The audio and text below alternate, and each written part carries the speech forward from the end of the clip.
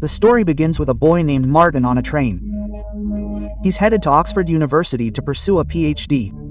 He's reading a book by Professor Arthur. He considers him his idol. He's not only read all of his books, but has also studied him extensively. After arriving in Oxford, he goes to Mrs. Eagleton's house and says, "I want to stay at your house. I'm here to pursue a PhD at Oxford." Quote. He knows that Mrs. Eagleton and Professor Arthur are very good friends. That's why he wants to stay there. Mrs. Eagleton grants him permission. That evening, Mrs. Eagleton's daughter, Beth, is also at the dinner table. She's a musician, but due to household chores, she doesn't have much time. She praises herself to Martin. But Mrs. Eagleton doesn't like his words at all. Therefore, she counters every single one of his words, which Beth doesn't like at all. In reality, they don't like each other. The next day, Martin is shown going to Oxford University. There, he meets his supervisor, who tells him that whatever he writes for his PhD thesis, he must choose his thesis in charge. Martin says, "I want Professor Arthur to be my thesis in charge." The supervisor says that Professor Arthur is no longer the thesis in charge. Martin is deeply saddened by this. He says, "I want to meet him once."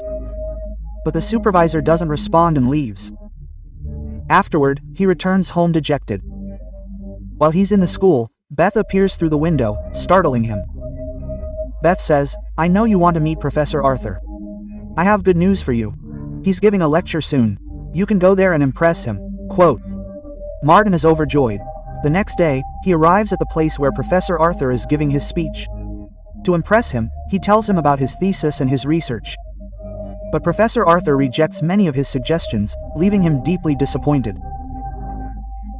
He decides to leave. His office mate advises him not to make any hasty decisions, forcing him to reconsider. After a while, he returns to Mrs. Eagleton's house. Outside, he finds Professor Arthur, who recognizes him. Martin says, "All the questions I asked you were to get your attention." Professor Arthur says, "I can understand." They go inside the house and discover that someone has murdered Mrs. Eagleton. Both of them are shocked. They are then called to the police station for investigation. Martin is questioned first, and then Professor Arthur tells him, "The murderer himself called me here.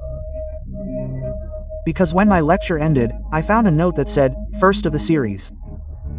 It had Ms. Eagleton's name and the time on the back.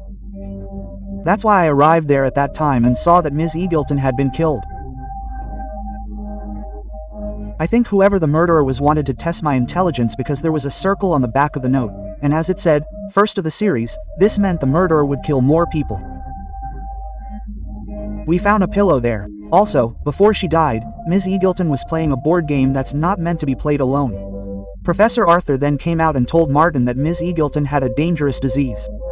She was going to die on her own in the next 6 months. Martin said, "Whoever the murderer is, I think he's playing mind games with you.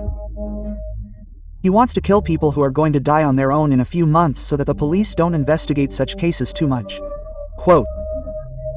That night, Martin sits in his room, looking through Mrs. Eagleton's photo album. He really wants to know who killed Mrs. Eagleton. Just then, Beth comes into his room. She says, "I was investigated for 2 hours, which means the police are mostly focused on me. I used to take care of my mom, which caused me to set back a lot in my career. I was fed up with all this. I even wanted her dead, but I didn't." Quote.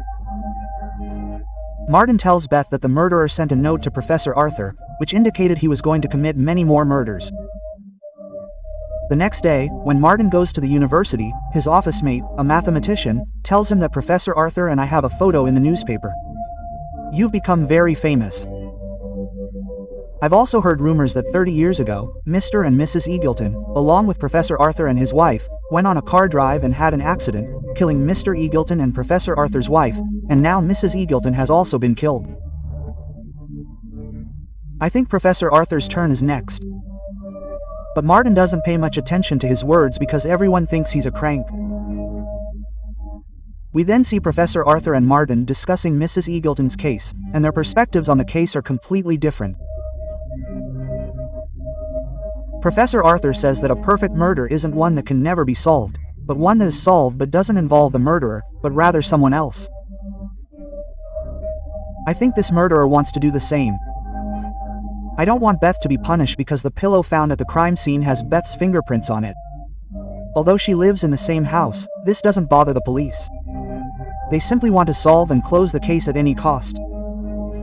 Martin wants to find the murderer because, in his view, what he did was wrong and he should be punished for his actions. Martin has now found a girlfriend, a nurse. Martin goes to the hospital to meet her, where he meets a religious man who talks to him a lot. He explains, "My daughter needs a lung transplant." Martin then notices Professor Arthur, who has come to meet one of his students. He tells Martin, "My student was very intelligent, but he was too engrossed in his studies, which has led to his mental condition deteriorating and he now has a dangerous disease. He is soon going to die." Quote. Martin then returns home, where Beth comes to him. Beth has found out that Martin has a girlfriend, which angers her because she also likes Martin. The next day, when Martin goes to the university, he finds a note stuck on the library door with 2 interlocking arcs. Written below it is the date 1415. It also bears the name of St. Joseph's Hospital. This is the same hospital where his girlfriend works, where he met Professor Arthur the day before. He realizes this is the next clue to the murderer. So he calls his girlfriend and asks if Professor Arthur's student, who is admitted there, is okay. She says he's perfectly fine. But the patient who shared the room with him has died. Martin understands something is wrong. So he goes to the hospital with Professor Arthur, where a police officer is also present. He explains that someone gave the wrong injection to the man who was with his student, which is why he died. In fact, the patient was about to die anyway. The police officer is also at a loss. Professor Arthur then takes them with him and draws their symbols on the blackboard. The first symbol given by the murderer is a circle and the second is interlocking arcs. Professor Arthur explains that these symbols are part of a mathematical series. This means that whoever the murderer is, he believes, a mathematician. Perhaps a student at the university is killing people in this way to challenge him and get his attention. In fact, there are many students at the university who are angry with Professor Arthur because he no longer helps anyone. At night, we see Professor Arthur and Martin in the restaurant, where Professor Arthur tells Martin that he has discovered the third symbol. He draws a symbol on tissue paper and tells Martin that if he is truly intelligent, he must figure out who the murderer is without even looking at the symbol. This is a challenge, which Martin accepts. Martin then meets his office mate, a mathematician. He's drunk today. He explains that for 300 years there was a theorem that remained unsolved. Today, someone is about to solve it. If Professor Arthur had helped me, I would have solved that theorem. But he never entertained me. Quote. He's abusing Professor Arthur. Martin picks him up and takes him to his room and goes to Beth's music concert today. Professor Arthur is also there, along with the police officers.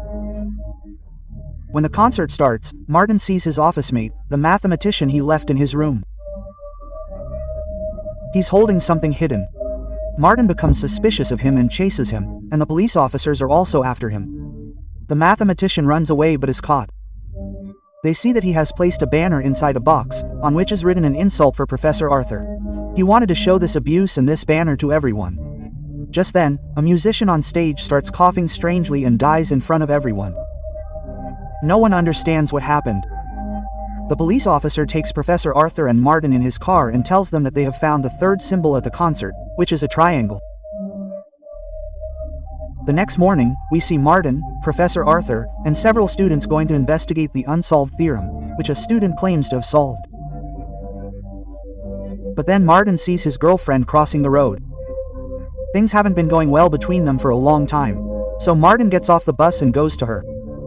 After which, they decide to go on a vacation somewhere.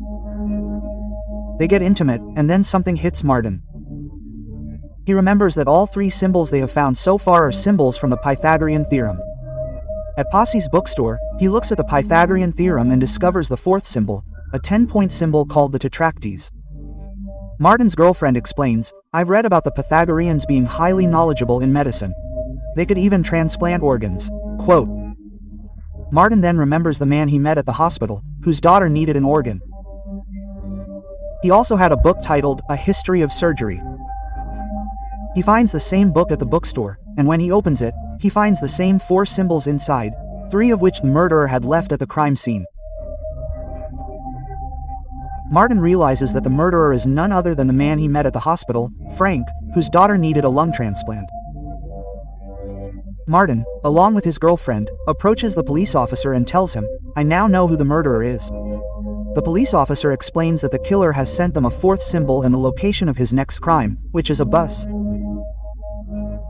They all arrive at the location and stop the bus. Professor Arthur is also on this bus. Martin realizes that the bus that was stopped contained Professor Arthur and several other mathematicians.